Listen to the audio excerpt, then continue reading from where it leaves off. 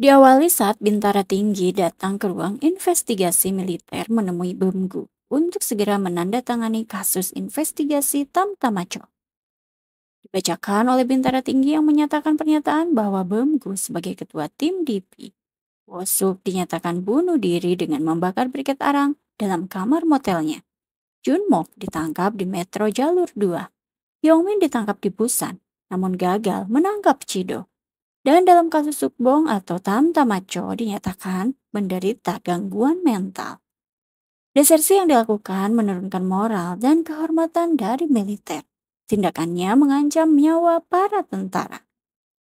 Bungku pun memotong pembicaraan dengan tidak menyetujui bahwa Sukbong menderita gangguan mental. Dia pun bercerita saat mengawali karir menjadi tentara militer, dia dihajar habis-habisan sepanjang hari. Semenjak itu, Bungku bertekad menjadi seorang bintara karena tidak akan dihajar kembali. Tapi dia masih ditendang senior dan ditampar atasan saat di barak. Semua perlakuan kasar itu terus terjadi dan tak akan pernah berkurang.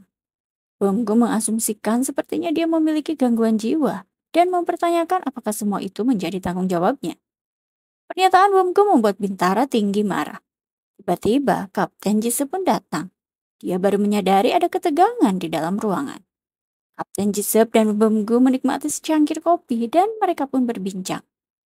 Kapten Jisoo mengetahui Bonggo tentang kasus Sukbong harus mereka tutupi. Karena jika Bonggo tidak menyetujui hal itu, maka kasus akan berlanjut ke sidang militer. Dan pastinya divisinya akan dibubarkan. Sementara itu Junho di camp militernya gegara air panas yang tidak keluar, dia diremehkan oleh seniornya. Junho yang hendak memeriksa ketel uap diremehkan kembali oleh seniornya. Namun dia tidak melawan, hanya terdiam. Di ruangan Komandan Polisi Militer, Letkol Yongduk yang sudah digantikan oleh Komandan Dukuan, mempertanyakan kepada Junho, Hoil yang mendapatkan perawatan di rumah sakit lebih lama ketimbang di markas militer. Namun Komandan Dukuan tidak mempermasalahkan itu, karena lebih baik Junho yang memimpin tim DP, karena punya pengalaman banyak, dan Seung yang akan menjadi bawahan Junho. Junho pun lalu menyanggupinya. Junho membawa Seung untuk menangkap para desertir. Baru keluar dari markas militer, Seung meminta dengan malu karena mereka kelahiran di tahun yang sama, agar di luar area militer bisa berbicara lebih santai. Junho pun mengiyakan, namun saat berbicara berdua saja syaratnya. Junho meminta agar Seung mempelajari satu demi satu. Sampai di warnet, Junho lalu mengajari Seung untuk menangkap para desertir dengan langkah awal. Namun Seung tidak ingin diajari karena dia hanya merasa muak di dalam markas militer. Makanya meminta ditugaskan untuk keluar. Dan berkat ayahnya yang sudah berunding dengan komandan, dia pun bisa menjadi anggota DP yang bebas berkeliaran. Mendengar pernyataan Seung, Junho tak percaya dibuat geleng-geleng. Saat membenarkan ketel uap, Junho melihat Giyeng mendapat perundungan dari seniornya. Junho dengan amarah santainya mendatangi senior itu melarangnya agar jangan menindas orang. Saat akan dipukul, Junho segera melawannya. Seung yang melihat Junho bertindak kasar langsung dihampiri Junho yang memintanya agar memborgolnya. Seung hanya terdiam. Bonggu yang berada di ruangan investigasi militer kembali masih berpikir keras apakah akan menandatangani pernyataan atau tidak. Dia pun mengulur waktu dengan meminta rokok. Bintara Tinggi pun memberinya sebatang rokok. Saat Bemgu hendak menandatanganinya, tiba-tiba suara alarm pun berbunyi. Segera mereka keluar. Dan diberitahukan telah terjadi penembakan di brigade bersenjata. Pelaku masih ada di dalam area militer. Saat Bintara Tinggi melihat identitas pelaku, Bemgu merebutnya dengan ekspresi kaget. Tak percaya. Karena pelakunya adalah Ruri, rekan dari Sukbong.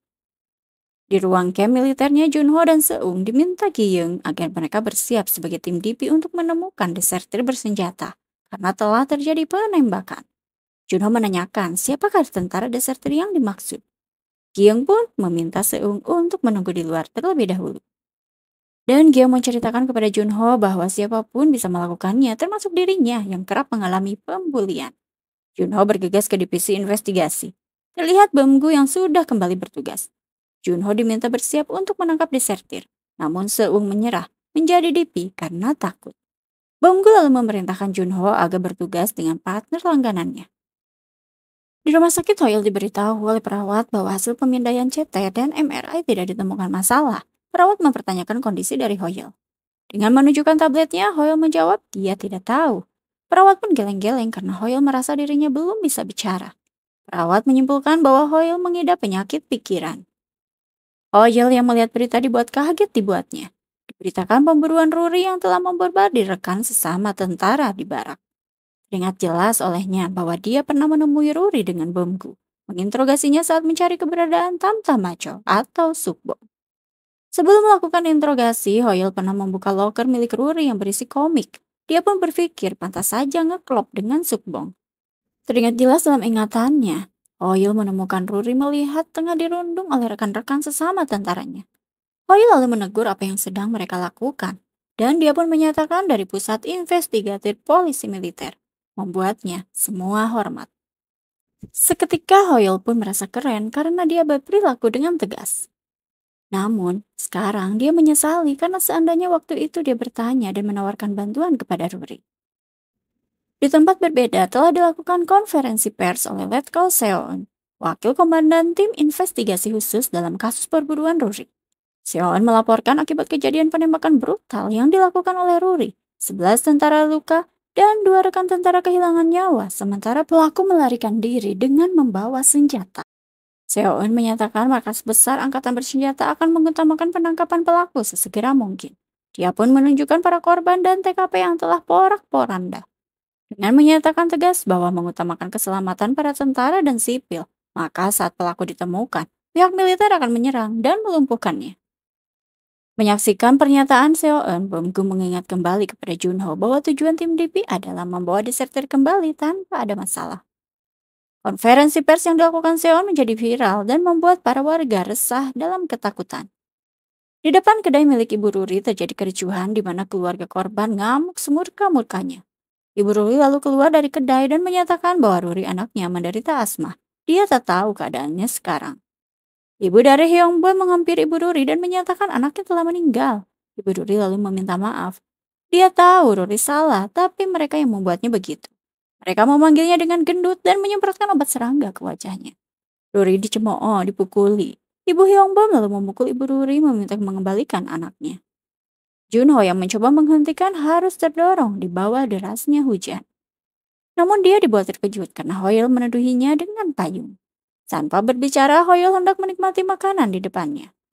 Junho yang bertanya, Hoyle menegaskan dengan tulisan di tabletnya bahwa dia tidak bisa berbicara, namun harus mendampingi Junho bertugas. Bintara tinggi mengingatkan Seon karena konferensi persnya terlihat sangat memprovokasi Ruri. Seon berkilah melakukan hal itu hanya karena supaya Ruri takut dan untuk mencegah ada orang yang membantunya. Seon pun sudah tahu bahwa jika terjadi sesuatu di pangkalan militer yang biasa tentram, maka kasus harus segera dibungkam. Bintara tinggi hanya tersenyum. Tiba-tiba Jisep memaksa masuk, ditemani Bemgu lalu mereka ikut berbincang. Mengenai kasus Ruri, Seon menyatakan bahwa Ruri menunjukkan kecenderungan antisosial obsesi terhadap kartun, membuatnya sulit membedakan hayalan dan kenyataan. Jisep menegaskan bahwa Seon hanya membangun sebuah narasi. Menurutnya, situasi akan kacau jika desertir kriminal dipojokkan seperti itu. Jisep mengatakan ini agar Seon tidak menyesal. Seon sebagai mantan istri menyatakan bahwa Jisep jangan menelpon anak-anak, temui di hari yang dia tentukan. Aturan Seon mengenai anak-anaknya membuat Jisep murka. Dengan tegas Seon meminta Jisep keluar dari ruangannya. Di luar ruangan, Jisep dan Bemgu menyaksikan siaran langsung Ruri yang mengakui bahwa dia melakukan penembakan kepada para seniornya. Namun hal itu dilakukan karena dia sering dirundung, di mana para petinggi pun mengetahui, namun membiarkan perundungan tersebut. Mengabaikan penderitaannya, mengenyampingkan perundungan yang dia terima, dan malah memperdebatkan penembakan yang dia lakukan. Ibunya yang menyaksikan Ruris ketika pingsan. Bemgu lalu melihat Bintara tinggi lari ngibrit membuatnya penuh curiga. Dia lalu mengajak Jisub untuk ikut dengannya. Junho dan Hoyle merawat Ibu Ruri, melihat kesedihan Ibu Ruri terkait anaknya. Ibu Ruri lantas meminta agar Junho dan Hoyle menyelamatkan anaknya. Di ruangannya, Bintara tinggi melihat isi flash disk militer. Setelah mendapat telepon, dia pun bergegas untuk pergi. Bemgu dan Jisub lalu masuk ke ruangan Bintara tinggi. Bemgu melihat di komputer ada file investigasi terbuka. Namun ada data yang bersifat rahasia, tapi dia tidak dapat membukanya karena memerlukan kata sandi yang tidak diketahuinya. Bintara tinggi pun datang ke ruangannya melihat Bomgu dan Jisoo. Jisoo merasa ketahuan, dia pun to the point meminta kata sandi untuk membuka file di dalam komputer. Segera Bintara Tinggi menunjukkan aksinya tanpa basa-basi. Dia lalu mengambil flash disk yang masih tertancap dalam komputer. Dalam acara meeting mengenai pemburuan Ruri, Seun meminta agar menyiapkan umpan untuk Ruri. Belum selesai membahas tindakan lebih lanjut, Seun mengangkat telepon dulu karena anaknya menghubunginya. Meminta agar pintu ruangan Bintara Tinggi dibukakan atas permintaan ayahnya. Seun membukakan pintu ruangan Bintara Tinggi dan benar saja mantan suaminya ada di dalam. Bamgu mengajukan diri untuk membantu melacak Ruri. Namun menurut Seun tidak perlu karena dia akan membuat Ruri datang sendiri.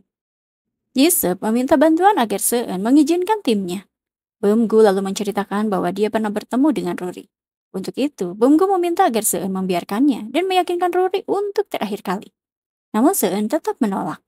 Dia pun pergi keluar meminta bawahannya agar mengawasi Jisoo dan Bamgu. Ruri yang pergi ke apotek untuk membeli obat asma melihat berita terkait kericuhan di kedai milik ibunya. Membuat dirinya sedih karena ibunya dihinakan. Di dalam mobil, saya mendengar pernyataan Brigadir Jenderal yang menyatakan pendapatnya jika memang menderita kenapa harus menembaki orang. Jika memang ingin begitu, harusnya dia ikut mati. Para personel militer telah siaga di depan kedai milik Ibu Ruri. Begitupun dengan Bintara Tinggi. Sementara Hoyol terlihat kaku dan tak berdaya. Junho pun memintanya untuk menunggu dalam mobil saja. Ibu Ruri pun diminta kerjasama oleh para tentara karena diprediksi Ruri akan segera datang. Ibu Ruri mempertanyakan kalian akan apakan anaknya, sampai harus menyiapkan pistol yang terlihat di setiap personel tentara. Para tentara segera mengamankan Ibu Ruri. Ruri pun datang dengan membawa senjata dan granat, meminta mereka untuk keluar. Situasi mulai tidak terkendali, semua orang menjauh dari Ruri karena memegang granat. Para tentara yang mundur dengan posisi tetap pada formasinya, sembari kompak mengangkatkan senjatanya. Melihat hal itu, Ruri tampak sangat kecewa. Ruri pun diberitahu bahwa ia sudah dikepung, diminta untuk membebaskan Sandra dan menjatuhkan granat. Mendengar hal itu, Ruri semakin merasa diperlakukan tidak adil. Junho lalu membujuk Ruri agar jangan berperilaku begini, karena dia bisa mati. Saat Ruri fokus terhadap Junho, Sandra segera melarikan diri. Ruri pun mengancam dengan akan mengaktifkan granat yang digenggamnya. Dari kejauhan, Hoyo menyaksikan reaksi Ruri yang sama percis seperti Tam Macho. Saat dalam kondisi dikepung dan terjepit, dia dihubungi oleh Bambu, meminta agar lakukan apapun untuk menyelamatkan Ruri, karena mereka pernah bertemu dengan Ruri. Tanpa berkata apapun pada Bambu, Hoyo bergegas keluar mobil. Mereka melive situasi terkini lewat sosial media. Memberitahu Ruri bahwa jangan khawatir karena dunia menyaksikan situasi terkini, karena dia sedang merekamnya. Para tentara yang meminta berhenti untuk merekam, Hoyo memerintahkan Junho agar melakukan sesuatu. Junho lalu menutup pintu kedai mencegah Hoyo yang akan ditangkap para tentara. Hoyo dengan rusuh mempertahankan posisi kamera agar fokus di Ruri. Menyatakan bahwa dia meminta maaf karena tidak peka terhadap masalah berat yang dihadapi Ruri saat pertama kali bertemu dan Ruri harus bertahan dengan tetap menjalani hidup juga siap menjalani persidangan. Tiba-tiba Hoyo dibuat kaget karena lost sinyal sehingga siaran langsung berhenti total. Dia yang lengah segera ditangkap bersama Junho oleh para tentara.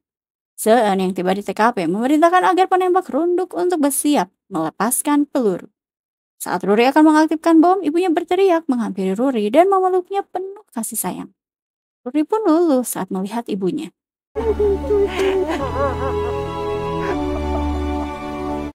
Brigadir Jenderal lalu keluar dari mobilnya dan menyebut Seun jalang yang bodoh. Menghampiri Ruri dan mengambil granat dari genggaman Ruri.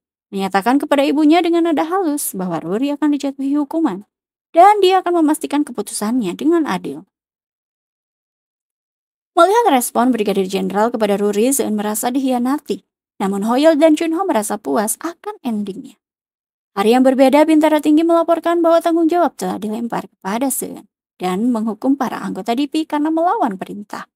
Brigadir Jenderal merespon dengan berperilaku kasar karena para anggota DIPI harusnya diberi penghargaan. Dan dia pun memberikan surat gugatan terhadap negara, kompensasi korban militer kepada Bintara Tinggi. Sentimen publik akan memberatkannya. Menurutnya, bila pers, Komisi HAM menyerang, maka Majelis Nasional akan terlibat. Hoyol dan Junho lalu mendapatkan penghargaan atas tindakan teladannya. Mereka dianggap tentara teladan kebanggaan polisi militer. Komandan Duguan merasa antusias dengan pencapaian bawahannya meminta segera berfoto bersama. Di tempat berbeda, Sungmin berkuliah di jurusan film dan teater, mendapat hukuman dengan para rekannya dari seniornya. Karena Sungmin mendaftar peran Nina untuk The Seagull. Dianggapnya tidak waras karena Nina karakter wanita. Seniornya lalu memberi surat panggilan wajib militer kepada Sungmin.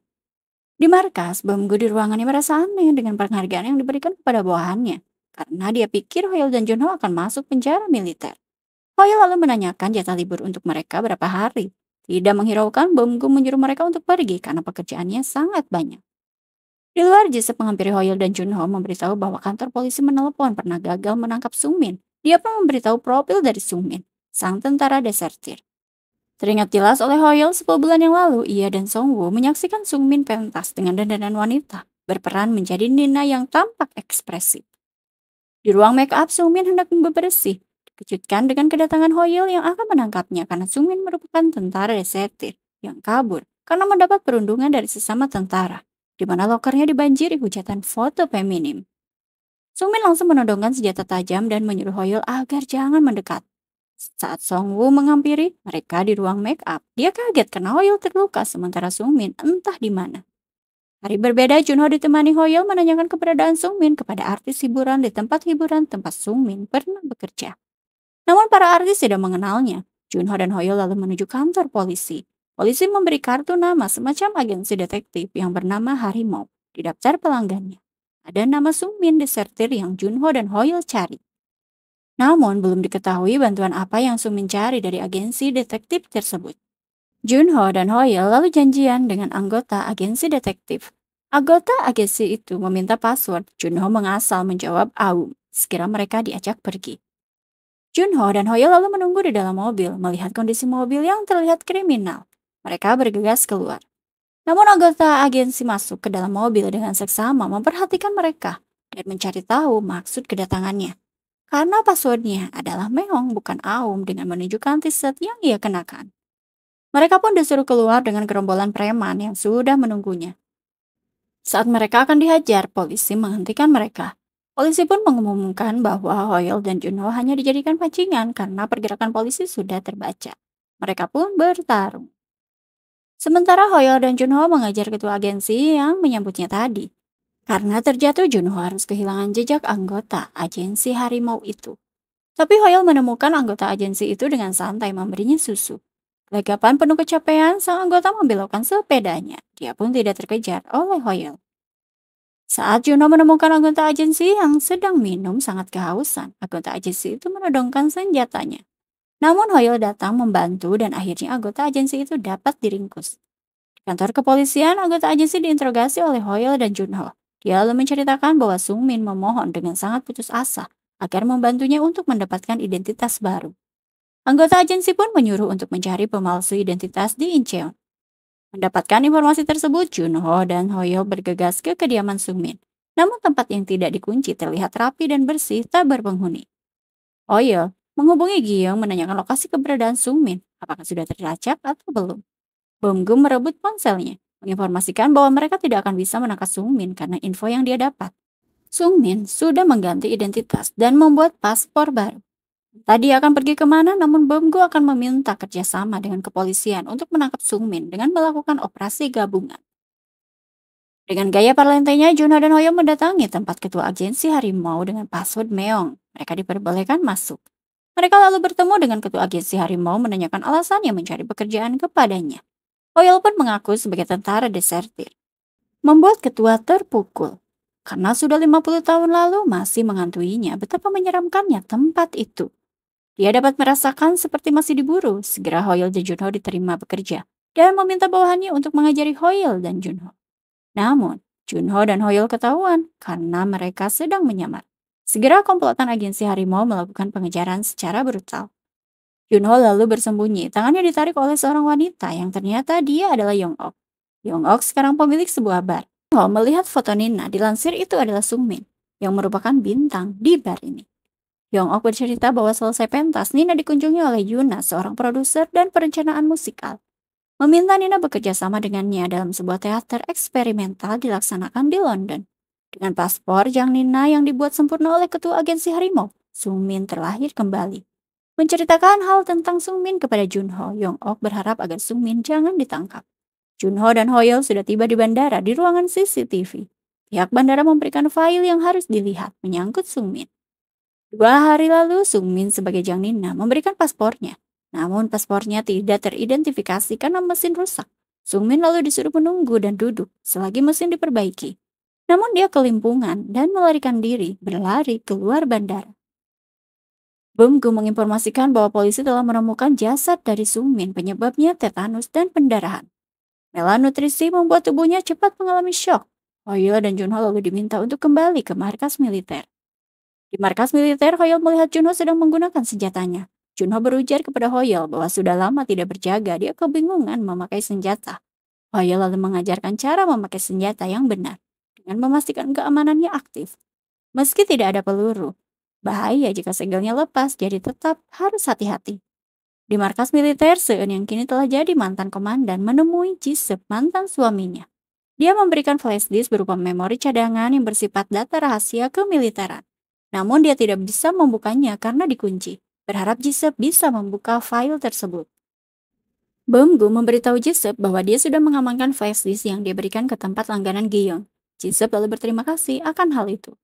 Lihat Brigadir Jenderal sedang melakukan interview mewakili markas besar angkatan bersenjata yang menanggapi kritik dari pers dan publik tentang pencabutan pengadilan militer.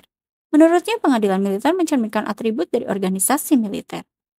Selesai interview, Brigadir Jenderal menemui Jisep dan Beomgu yang dipanggilnya. Bintara tinggi memberikan file Sesar Jung-seok yang menyelamatkan rekannya yang menginjak ranjau GP. Kasusnya dianggap kecelakaan, namun keluarga korban meragukannya. Dan belum lama ini Komisi HAM mengirimkan surat perintah agar kasus ini diselidiki ulang. Brigadir Jenderal lalu memberikan perintah gaji menyelidiki kasus ini. Beomgu lalu dihubungi oleh Komandan Dukuan agar menerima perintah dari Brigadir Jenderal. Di markas militer, Jisep menceritakan sebelum kematiannya, Jung-seok menghubunginya saat larut malam. Jung-seok hanya memastikan perkataan Jisep saat menjadi prajurit, bahwa wajar saja jika bertanya. Jisep berpendapat yakin saja kalau yang Jung-seok pikirkan itu benar. Jung-seok lalu meminta maaf karena menelpon larut malam. Saat itu Jisep merasa ada yang aneh karena setelah itu esok harinya Jung-seok dinyatakan meninggal dunia. Jisep dan Junho menuju markas GP untuk menyelidiki kasus kematian dari Jung-seok. Junho melihat berkas Ahwi, sosok tentara yang tak memberikan alibi saat kejadian, dan itu menjadi masalah yang sekarang di masa akhir tugasnya. Junho lalu menanyakan tempat seperti apa GP, karena suasananya terlihat berbeda. Jisep memberitahu Junho bahwa GP adalah sebuah pulau yang sangat tertutup. Seketika mereka berpapasan dengan para tentara yang meremehkan mereka, menatap dengan lancang melemparkan udut. Dan Jisep yang murka terhadap perilaku tentara itu harus menabrak burung gagak. Jisep dan Junho sampai di markas GP disambut oleh Taesan, komandan dari GP. Dia pun menanyakan mobil yang dikendarai Jisep dan Junho yang telah pecah kaca depannya. Dengan sinis, Jisep menjawab bahwa itu bukanlah masalah besar. Dia langsung ingin masuk ke markas GP. Mereka pun dibawa ke pos keamanan yang berseberangan dengan pos keamanan Korea Utara. Masih dengan sikapnya yang sinis, Jisep menyatakan bahwa situasi pos keamanan masih sama persis saat dia menjadi taruna. Bahkan jika terjadi sesuatu di sini, dunia luar tidak akan pernah tahu. Jisep lalu meminta ditunjukkan lokasi kejadian tewasnya Jung-seok. Taesan menunjukkan lokasinya.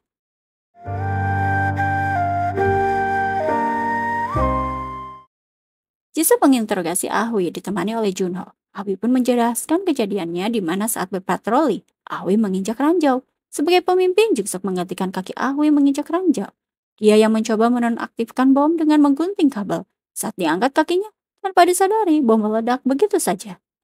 Jisep yang tak percaya akan penjelasan Ahwi menekan Ahwi agar bicara sebenarnya. Melihat file mengenai kasus kematian Jung-seok, Jisep mempertanyakan kenapa hanya alibi Ahwi yang tidak diungkap. Menurutnya penanganan kasusnya sangat aneh. Seminggu setelah kematian Jung-seok diberikan tanda jasa oleh Kementerian Patriot dan Urusan Veteran. Tidak dilakukan otopsi atau investigasi yang benar. Saat berbincang dengan Junho terdengar suara dentuman. Junho pun memeriksa asal muasal suara tersebut. Tak lama listrik pun padam. Taesan datang membawakan lilin, memberitahu ada pelatihan keberanian yang biasa dilakukan tentara Korea Utara. Jisep masih dengan sinis menanggapi bahwa dia kesini karena banyak yang mencurigakan. Dia pun akan mengungkap satu persatu kebenarannya. Jadi Jisub meminta Taesan agar lebih waspada. Taesan dengan tegas menyampaikan bahwa meskipun Jisub tahu kebenarannya, itu tidak akan mengubah apapun. Taesan pun mengabari bahwa dia besok akan cuti. Sementara itu, Hoyol yang sedang cuti menikmati kesendiriannya di apartemennya. Ahwi yang diinterogasi kembali diminta oleh Junho untuk menceritakan detail kronologinya. Jisub lalu menunjukkan data di mana hanya Ahwi dan Jungsuk yang memasuki area terlarang saat hari kejadian tewasnya Jungsuk. Ahwi lalu menceritakan kembali bahwa saat itu dia menemui Jungsuk dan meremehkannya sebagai wakil komandan GP. Jungsuk pun terjatuh dan dibantu berdiri oleh Ahwi. Ahwi lalu pergi meninggalkannya. Saat Jungsuk melangkah tiba-tiba, dia menginjak ranjau dan meledak begitu saja. Penjelasan tersebut dianggap oleh Jisoo sebagai gurauan. Dia pun tetap akan membongkar kejadian sebenarnya. Sementara itu, Beomgu menemani Bintara Tinggi memilih mainan. Bintara Tinggi menanyakan kebenaran mengenai flash disk yang diberikan Seun kepada Jisoo. Berpura-pura tidak paham. Menurut Bintara Tinggi, akting Beomgu sangat buruk. Dia pun meminta kepada Beomgu untuk mengembalikan kepadanya karena di dalam flash disk itu terdapat rahasia besar kemiliteran. Setelah memilih mainan, bergegas mereka ke kasir untuk membayar. Mainan yang telah dibayar lalu diberikan kepada Beomgu. Bintara Tinggi lalu memanggil Taesan agar menyampaikan sendiri alasan kenapa Jisoo dikirim ke markas GP. Taesan lalu menceritakan kepada Beomgu bahwa dia amat malu tentara yang melakukan pelanggaran bukanlah Ahwi melainkan Jungsuk.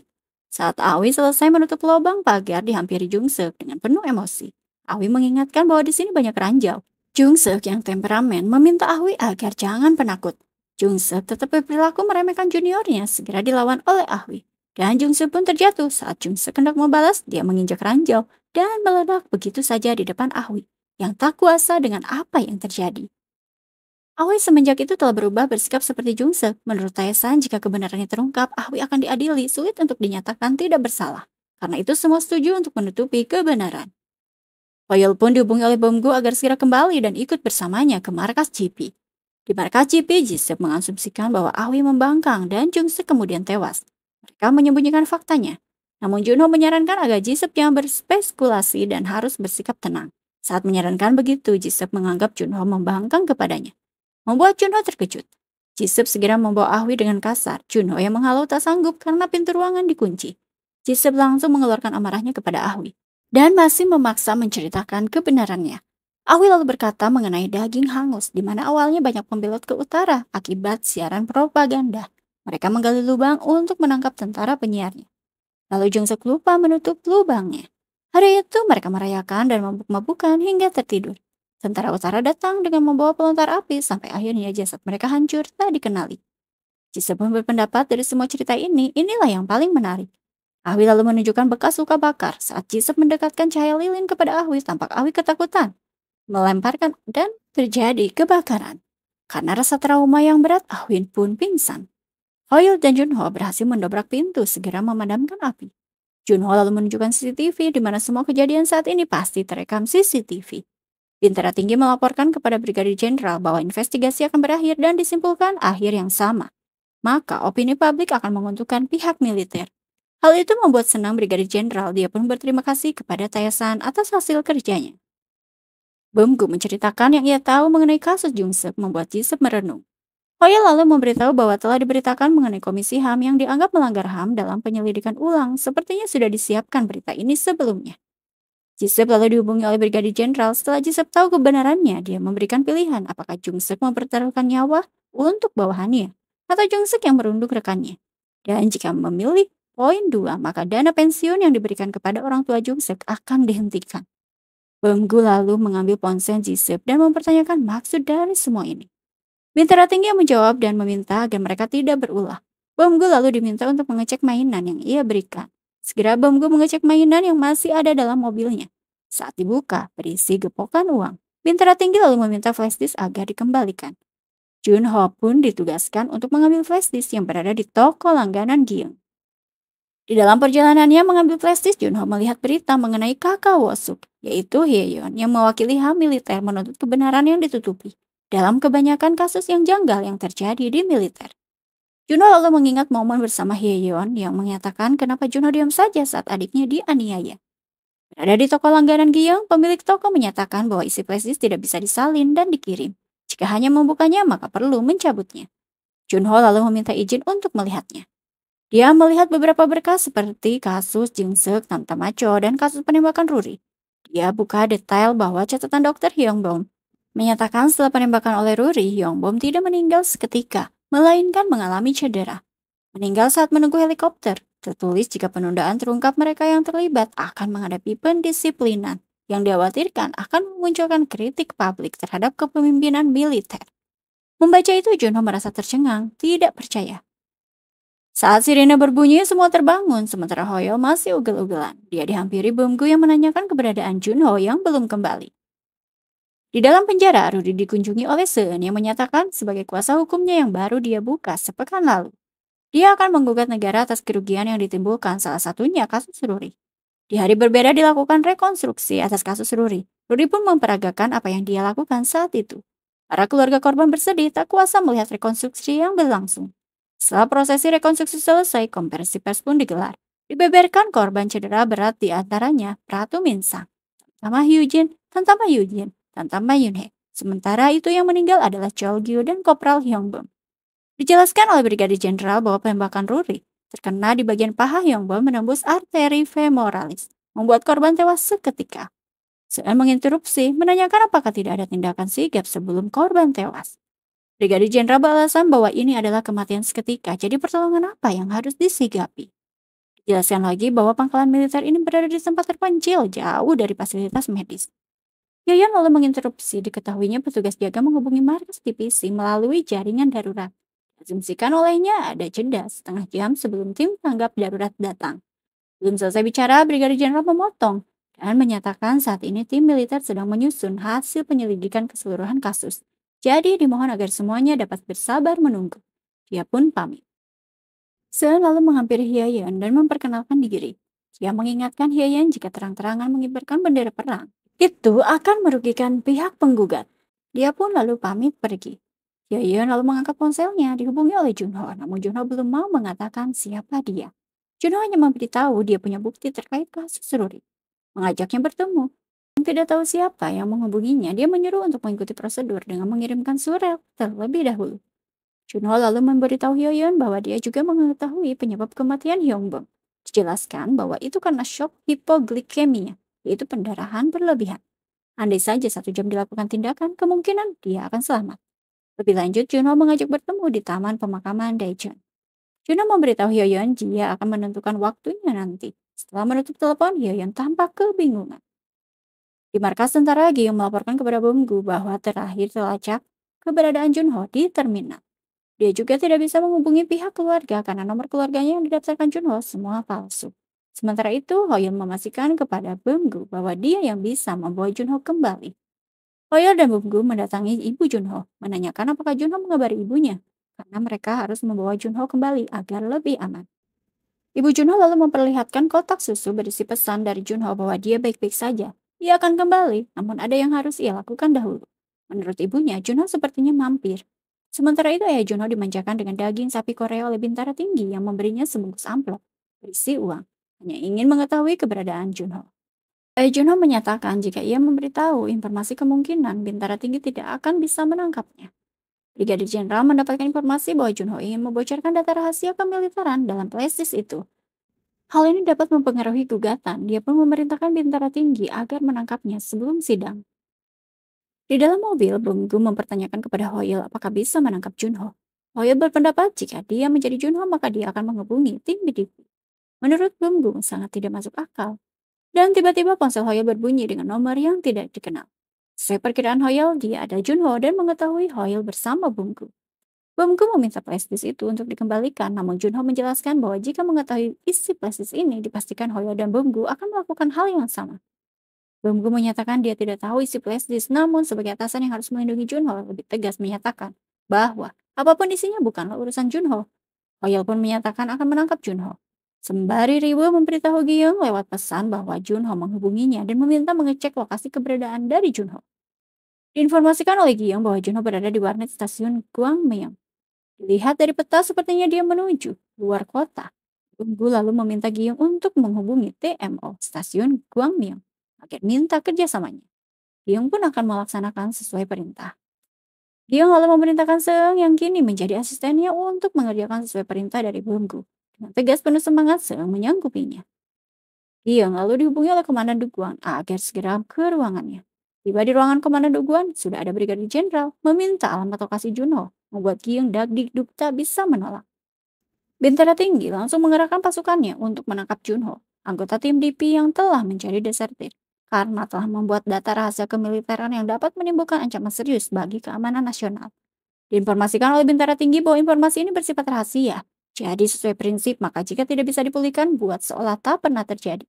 Mereka pun segera bergegas melaksanakan perintah. Junho yang berada di stasiun mengabari Hyeyun untuk datang ke taman pemakaman Daejeon dan memintanya memastikan tidak ada yang membuntutinya. Hyeyun menjawab bahwa ia sedang on the way. Junho lalu menutup teleponnya dan membuang ponselnya untuk menghilangkan jejaknya. Saat di kereta mencari tempat duduk, para tentara menemukan Junho. Tentara itu lalu menginformasikan kepada Bintara Tinggi. Dan Bintara Tinggi dengan sigap mengumumkan kepada seluruh pasukan yang tengah bersiap menangkap Junho.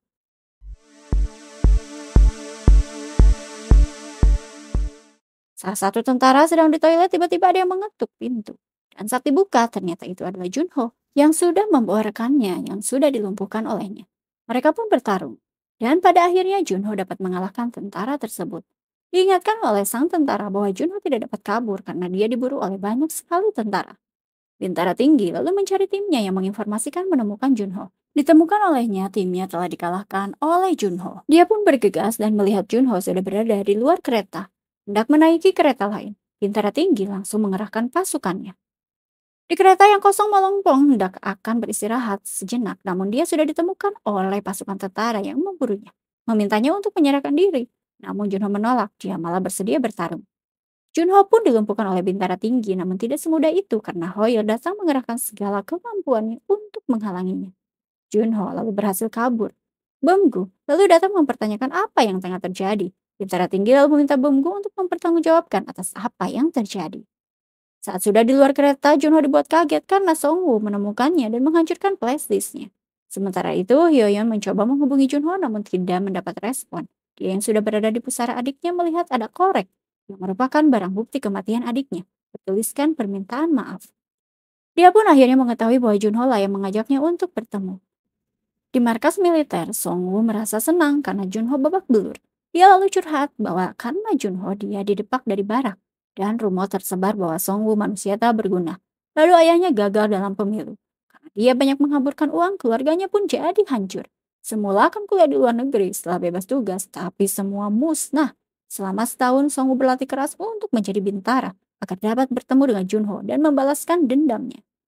Junho merasa Songwoo tidak berubah sama sekali. Bintara Tinggi lalu menyeloteh, menasihati agar Songwoo dan Junho memisahkan pekerjaan dengan kehidupan pribadi. Dia pun berhasil membenarkan flashdisk yang telah diinjak Songwoo. Saat membuka isinya, Bintara Tinggi dikagetkan dengan isinya yang tak sesuai ekspektasi, karena isi flashdisk berupa iklan servis komputer. Bintara Tinggi sangat murka dan menanyakan chip yang asli kepada Junho. Junho terdiam dan hanya mengingat momen karena dia telah menukar chipnya dibantu oleh pemilik toko langganan Giung.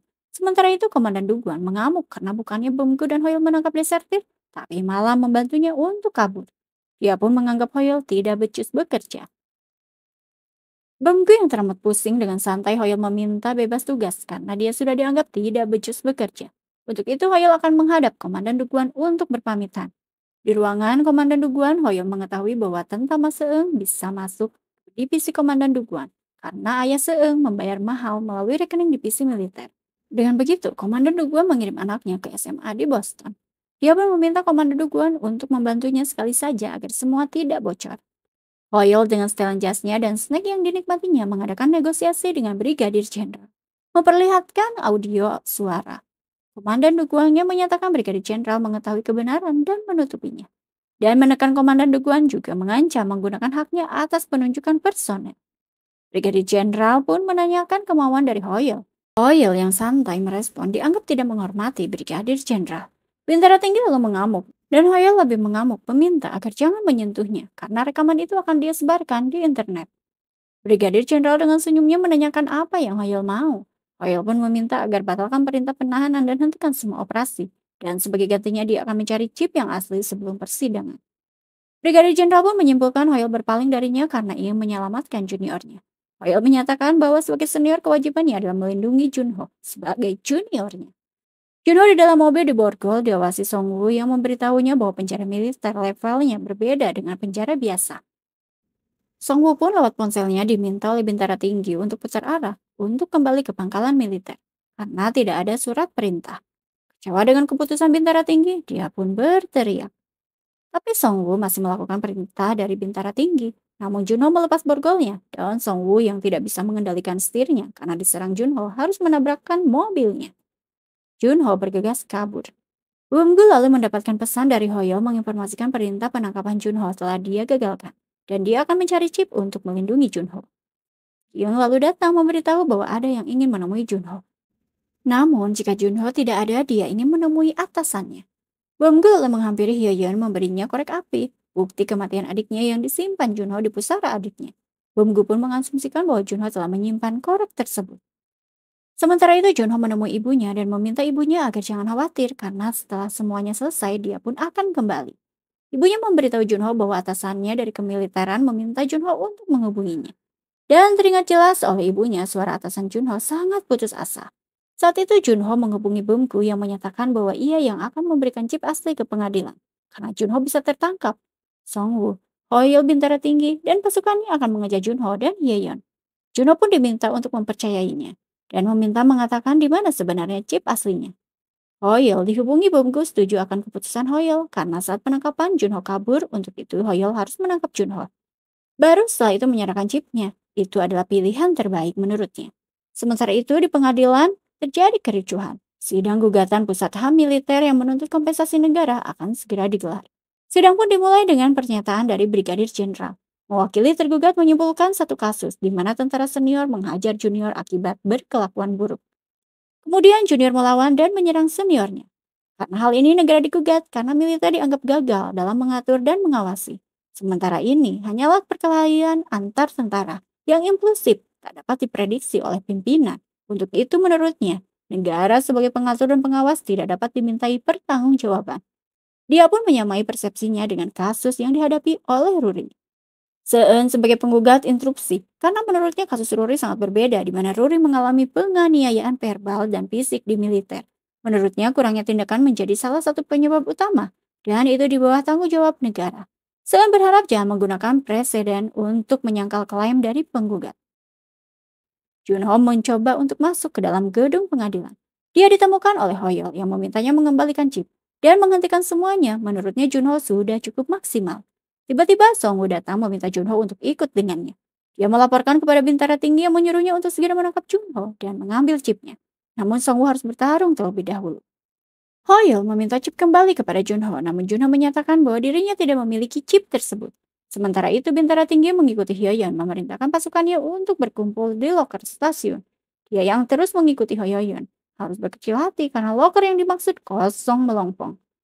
Dan di dalam persidangan, Jisep menjadi saksi yang terlibat langsung dalam beberapa kasus. Jisep mengutarakan bahwa dalam kasus Ruri, penembakan mengenai paha Hyungbom dan kedatangan helikopter penyelamat tertunda karena masih menunggu perintah atasan. Padahal saat itu korban masih hidup dan 1,5 jam kemudian baru dinyatakan tak bernyawa. Hakim pun meminta untuk pembuktian. Dan Bamgu datang dengan membawa bukti yang mendukung kesaksian dari Jisep. Berupa flash disk berisi dokumentasi yang menyatakan tewasnya Hyungbom bukanlah kematian seketika. Bamgu lalu menyerahkan kepada Seun yang dia serahkan kepada hakim. Namun Brigadir Jenderal beralibi bahwa itu tidak berdasar dan tidak jelas sumbernya. Bamgu lalu menyampaikan bahwa ia sertu Pak Bamgu polisi militer yang menjadi sumbernya. Hakim pun memberikan putusan setelah melihat saksi dan dengan pertimbangan bukti yang diterima bahwa terkait kompensasi yang harus dibayar dalam gugatan yang diajukan penggugat korban dan orang-orang terkait terhadap tergugat yaitu negara. Maka pengadilan mengakui tuntutan penggugat atas kompensasi terhadap negara yang meliputi militer dan para komandan, penyidik, serta jaksa penuntut. Disepakati diperlukan penyelidikan ulang terkait kasus, persidangan pun ditunda. Persidangan yang selesai dan Ruri melihat ibunya serta menyatakan bahwa jangan khawatir. Dia pun berkata pada korban, meminta maaf. Mengetahui fakta sebenarnya keluarga korban lalu menundukkan kepalanya kepada ibu Ruri. Sedangkan Brigadir Jenderal mengancam bahwa Jisep pasti tahu konsekuensinya. Dia pun pergi penuh kebrutalan. Bintara tinggi bersama pasukannya masuk, dia pun menangkap Bemgu dengan tuduhan membocorkan kerahasiaan dan pelanggaran terhadap Undang-Undang Keamanan Negara. Sebelum pergi, Bemgu menatap Jisoo. Sementara itu, Junho dan Hoyeol baru tiba harus menyaksikan atasannya dengan tangan di borgol. Membuat Hoyeol dan Junho terharu, diberi amanat oleh Bemgu agar mereka menjalani hidup lebih baik dan bermanfaat. Bemgu pun pergi meninggalkan mereka. Hari yang berbeda, Jisoo, Junho, dan Hoyeol mengunjungi Bemgu di dalam penjara, membawa makanan untuk Bemgu. Junho berpendapat melihat atasannya berada di dalam penjara apakah cukup yang telah mereka lakukan. Bemgu pun mengajak mereka agar bisa menang lain waktu. Hoyeol lalu mengajak Junho untuk keluar. Yusuf mempertanyakan kenapa Bumgu mengorbankan dirinya sendiri. Bumgu menjawab jika ada yang harus dipecat, lebih baik sersan rendahan, bukanlah seorang kapten. Menurutnya tidak semua harus jadi pahlawan. Jisoo harus selamat dan menjaga anggota DIP. Jisoo pun mengakui bahwa dia belajar banyak darinya. Jisoo mengucapkan terima kasih. Di terminal, Hoyeol dan Junho memiliki tiket dengan rute yang berbeda. Menurut Hoyeol, ini terakhir kalinya mereka bersama di terminal. Namun Hoyeol sama sekali tidak merasa sedih, malah sebaliknya. Junho menyatakan akan menghubungi Hoyeol saat bebas tugas nanti. Namun Hoyeol menolak karena menurutnya tidak ada junior yang menghubungi seniornya setelah bebas tugas. Dia pun membenci jika dihubungi secara pribadi. Jadi menurutnya cukup sampai di sini saja. Mereka pun berpisah. Junho yang menaiki bis seorang diri menikmati pemandangan sepanjang jalan. Saat bis berhenti, Junho melihat senior Huang tampak membaur dengan teman-temannya. Senior Huang pun seolah menyadari dia tengah ditatap oleh Junho. Dia pun tidak melepas pandangannya. Bis yang bergerak pun membawa Junho pergi. Disadari oleh Junho saat wamil, dia bertemu dengan banyak orang. Melewati banyak perpisahan, tapi menurutnya akankah mereka mengingatnya? Atau akankah dirinya yang mengingatnya? Dan renungan Junho tersebut menjadi akhir dari drama Desert Pursuit season yang kedua. Terima kasih untuk yang sudah mantengin suara Cece sampai drama ini berakhir. Jangan lupa nih, klik tombol loncengnya ya, supaya tidak ketinggalan drama seru lainnya. Cece pamit dulu, see you.